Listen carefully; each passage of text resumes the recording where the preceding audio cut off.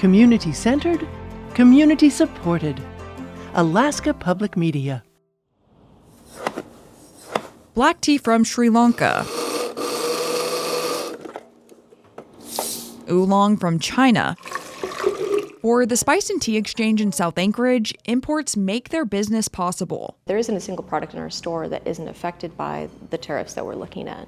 Even with that 10% baseline, we don't have that kind of working capital to just sort of absorb that without passing on that cost, to a consumer. But then I think you need to try the key lime after that. The store sources products from roughly 60 countries. Some teas have become more expensive and harder for the company to find as a result of tariffs. She says the supply issue is similar to the COVID pandemic. There's a lot about this that feels very familiar to where we were in 2021 and where we were already having to fight with other companies and brands to get, the amount of product that we're used to having for a reasonable price.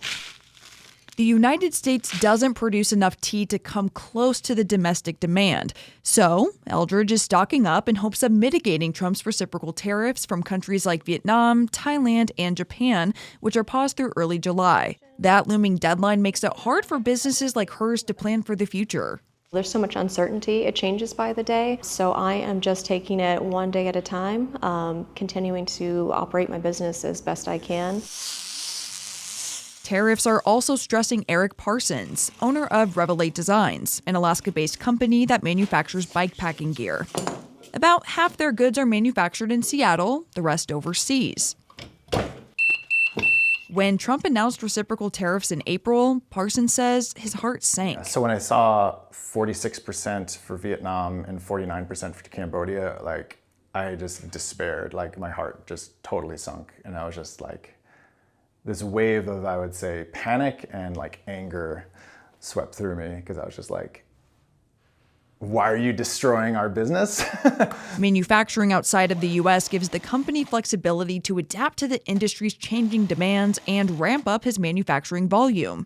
Right now, Revelate has an order being made in China worth $50,000, which Parsons says is subject to tariffs totaling around 200%.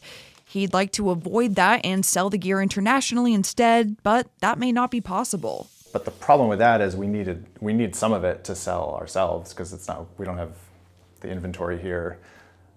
So we are going to have to be shorting, REI, for example, on some things. We're going to have to short. We're going to run out of some of those products if we don't import them.